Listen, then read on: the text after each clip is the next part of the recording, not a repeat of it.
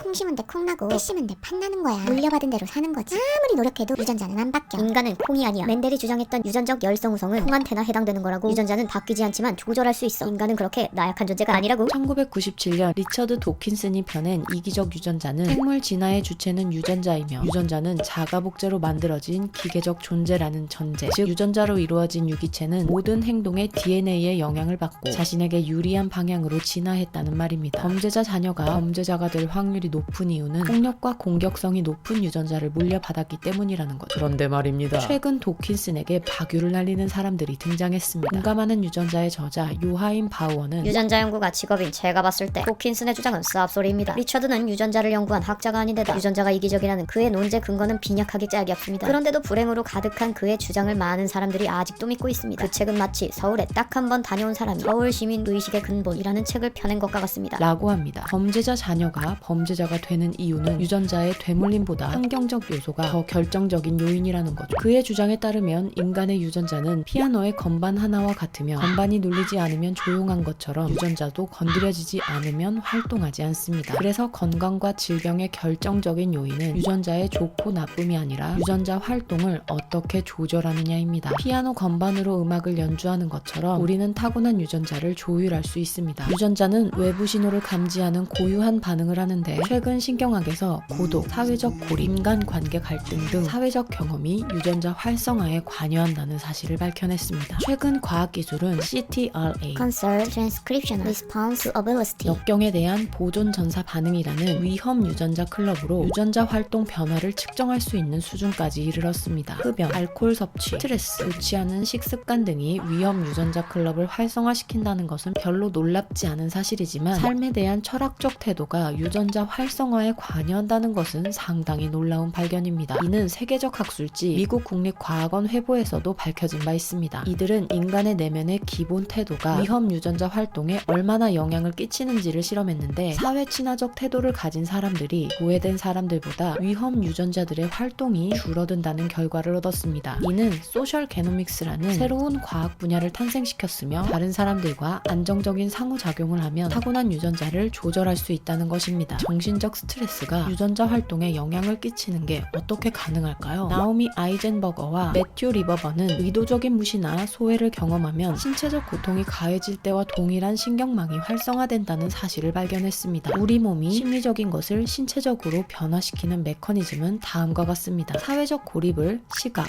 청각과 같은 감각으로 느끼면 전두엽에서 이를 잠재적 위험으로 감지합니다. 야생에서 생존 위협을 느끼는 상태와 비슷한 것. 이는 신경회로를 타고 공포 및 불안 중추인 편도체로 이동해 신경세포를 활성화시킵니다. 그러면 불안에 관여하는 신경 전달 물질인 글루타메이트가 분비되고 근처에 있던 두뇌 영역인 시상하부의 신경세포도 활성화되며 이는 스트레스 유전자 중 하나인 CRH, 우선말로는 코르티코포르핀 호르몬을 활성화시키고 CRH 단백질을 형성하는 결과로 이어집니다. 대표적인 예로 스트레스를 받으면 피부에 붉은 반점이 올라오는 사람은 CRH 단백질 수치가 높습니다. 심리적인 것이 신체적으로 나타난 거죠. 하지만 몸과 마음이 서로 연관되어 있다는 심신의학적 견해는 많은 분야에서 외면을 받고 있습니다. 건강에 해를 끼치는 사회심리적 요인에 초점을 맞추는 일은 의료산업과 제약산업에 방해가 되기 때문입니다. 스트레스, 고독, 사회적 고립, 불안, 우울 등은 신체적 질병을 일으키는 결정적 요인이지만 그보다는 사람들의 욕망을 쉽게 이뤄준다는 달콤한 속삭임이 훨씬 더 잘 먹히기 때문이죠. 우리는 시간과 노력이 많이 드는 것보다 당장 눈에 보이고 손쉬운 것을 더 좋아합니다. 이런 심리를 그들이 놓칠 리가 없죠. 이제는 심리적 어려움이 개인의 문제를 넘어 사회 혐오와 갈등을 더 악화시킵니다. 고통을 겪을 때 우리 몸은 방어 반응으로 대응하는데 불안, 공포,